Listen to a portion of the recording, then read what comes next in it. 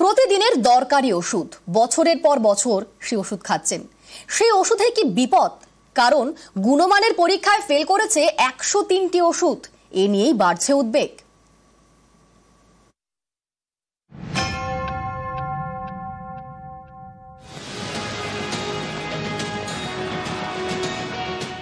জানুয়ারির পর ফেব্রুয়ারি আবারও ড্রাগ কন্ট্রোলের পরীক্ষায় ফেল শতাধিক ওষুধ। নামি দামি কোম্পানির 103টি ওষুধ ও স্যালাইন গুণমানের পরীক্ষায় পাশ করতে পারেনি। এর মধ্যে 27টি ওষুধের পরীক্ষা হয়েছে রাজ্যের ল্যাবরেটরিতে। বেশিরভাগ ওষুধেই মিলেছে ক্ষতিকারক ব্যাকটেরিয়া, কয়েকটি ওষুধে শুধুই পাউডার। যদি ব্লাড প্রেশার ওষুধ নিম্নমানের হয়, ব্লাড প্রেশার কন্ট্রোল হবে না। যদি অ্যান্টিবায়োটিক নিম্নমানের হয়, সেক্ষেত্রে ইনফেকশনগুলো কন্ট্রোল হবে না, পেশেন্টের প্যারামিটারগুলো খারাপ হয়ে যাবে, মৃত্যু পর্যন্ত ঘটতে পারে। জনসাধারণের খুব একটা কিছু করণীয় নেই, তাদের সতর্ক থাকতে হবে। হাই প্রেশার নিয়ন্ত্রণ রাখতে রোজই ওষুধ খেতে হয়। এছাড়া পেট ব্যথা কিংবা বদহজম, চট করে অ্যান্টাসিড, কখনো আবার সুস্থ হতে অ্যান্টিবায়োটিক। রোজকার এমনই নানা ওষুধে কি বড় বিপদ? প্রশ্নটা উঠছে, উদ্বেগ বাড়ছে। ওষুধটা কোনটা যে সঠিক আমরা তো নিজেরাই বুঝতে পারছি না। পেট খাচ্ছে তো আতঙ্কে তো রয়েছি, খেতে তো হচ্ছে, না খেয়ে তো কেউ থাকতে পারছে না, কিছু তো করারও তো নেই না। আমরা তো লেম্যান, আমরা তো বুঝবোই না যে কি কম্পোজিশন, কি বৃত্তান্ত, সবকিছু তো ডেফিনেটলি ভয়ের তো নিশ্চয়ই। কি সাইড এফেক্ট আছে, এমনি নর্মাল ওষুধে অনেক সাইড এফেক্টে অনেক প্রবলেম অ্যারাইজ করে, তো এগুলো তো সাংঘাতিক ভয়ের তো ডেফিনেটলি। গুণমানের পরীক্ষায় ফেল করা ওষুধের তালিকায় রয়েছে হাড়ের ক্ষয় ঠেকাতে ক্যালসিয়ামের ওষুধ, বিভিন্ন ভিটামিন ট্যাবলেট, চর্মরোগ প্রতিরোধের ওষুধ। একাধিক সংস্থার স্যালাইন গুণমানের পরীক্ষায় পাস করতে পারেনি। পরিচিত সংস্থার তৈরি প্রেসারের ওষুধে নির্দিষ্ট ব্যাচ সম্পূর্ণ জাল।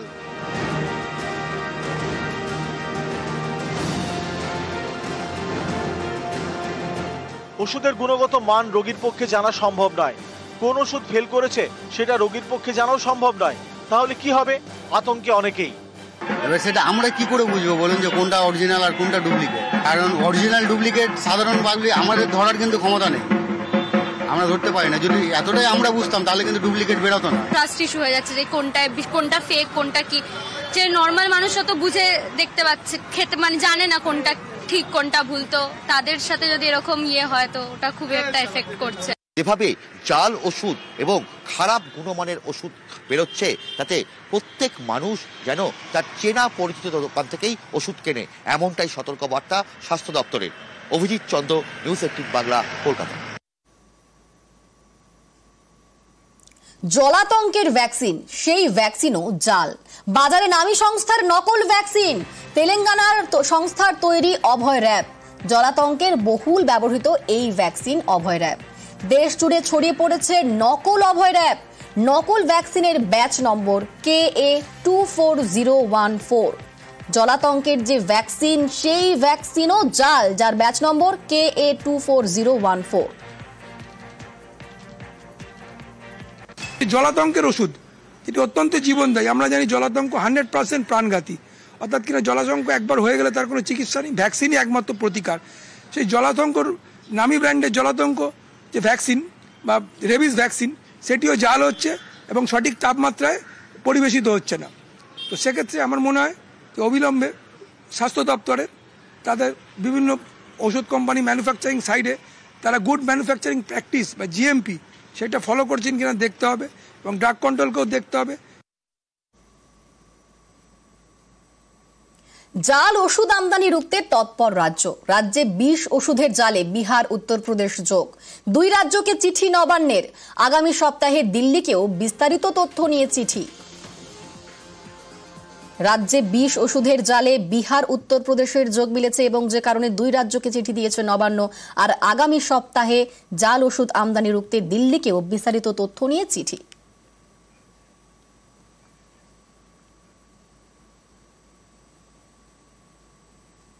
প্রতারণার বড় অস্ত্র আর্টিফিশিয়াল ইন্টেলিজেন্স। AI টুল ব্যবহার করে সাইবার প্রতারণার অভিযোগ। ভয়েস মেসেজ পাঠিয়ে কৌশলে টাকা হাতিয়ে নেওয়া হচ্ছে বলে অভিযোগ। সতর্ক থাকার পরামর্শ বিশেষজ্ঞদের।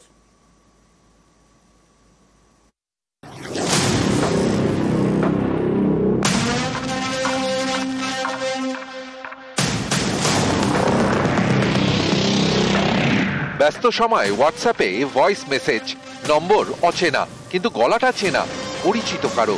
বিপদে পড়ে সাহায্যের আর্জি করছেন, টাকা পাঠাতে কিউআর কোডও দিলেন। আপনি 7-5 না ভেবে টাকা পাঠিয়ে দিলেন, কারণ খুব পরিচিত ব্যক্তি বিপদে পড়েছেন। আসলে যার কথা ভাবছেন তিনি হয়তো কিছুই জানেন না। আপনি টাকা পাঠালেন প্রতারকের কাছে। এমনই নতুন ছকে শুরু হয়েছে সাইবার প্রতারণা।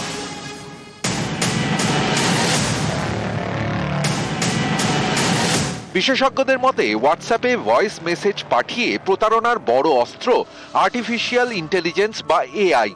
প্রযুক্তির সাহায্যে আপনার পরিচিতর গলা নকল করা হচ্ছে, তারপর টাকা চেয়ে আর্জি করা থেকে কিউআর কোড পাঠানো, সবই করছে প্রতারকরা একদম নিখুঁতভাবে।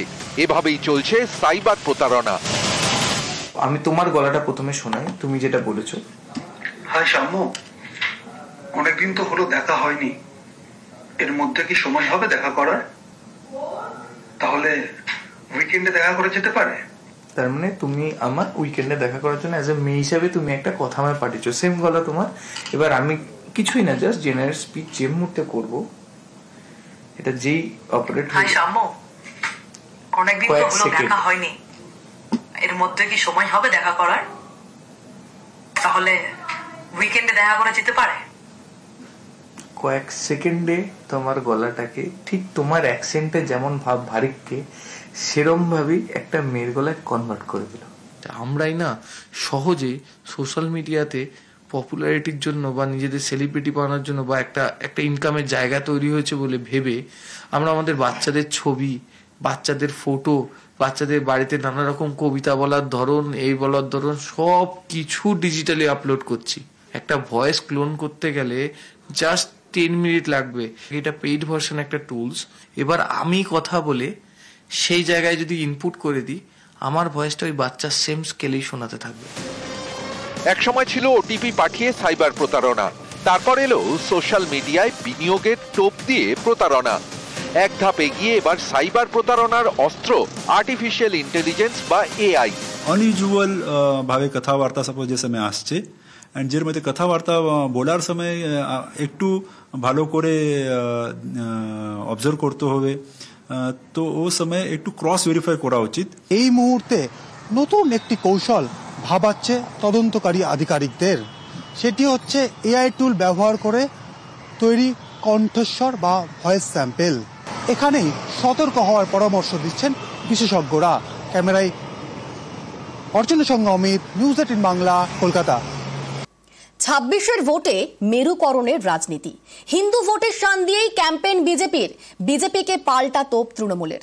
হিন্দুদের দলে টানার চেষ্টা অনধিকার চর্চা বলেই তোপ। বিজেপিকে তোপ তৃণমূলের। কেউ সেফ না। যদি সত্যিকারের হিন্দু হন, শপথ নিন, নো ভোট টু মমতা। আমি বিজেপিকে ভোট দিতে বলবো, আপনার পছন্দ না হয় আপনি আর দেবেন না, কিন্তু মমতা ব্যানার্জিকে ভোট দেওয়া যাবে না। যদি প্রকৃত হিন্দু হন, ঐক্যবদ্ধ হন, no vote to Mamata. Only one slogan. হিন্দুদের উপর ওদের কি বিশেষ অধিকার? আজকে হিন্দু ধর্ম কি প্রবর্তন করেছে বিজেপি? হিন্দু ধর্মের লোকজন জানে কিভাবে ধর্ম আচরণ করতে হয়। এর জন্য শুভেন্দু অধিকারী, সুকান্ত মজুমদারদের কাছ থেকে জ্ঞান নিতে হবে না। সাধারণ মানুষের সমর্থন না পেয়ে দিশেহারা হয়ে গিয়ে শুধু এখন ধর্ম ধর্ম ধর্ম করে জলটা ঘোলা করার চেষ্টা করছে।